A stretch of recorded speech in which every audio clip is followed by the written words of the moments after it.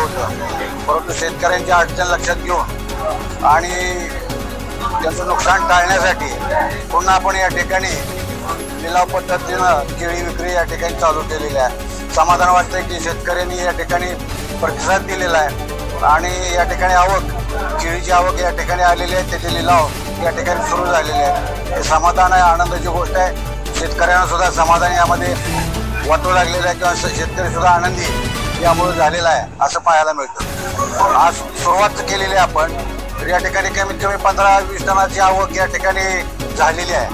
फारसं प्रतिसाद तसा म्हणण्यासारखा कमी जरी असला, आता सुरुवातीला वाटत असला तर पहिला दिवस आहे आणि परत नंतर शनिवारी आपण मार्केट परत चालू करणार आहोत.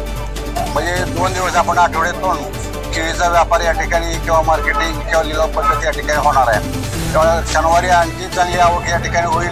शेतकऱ्यांना गरजेची गोष्ट होती ती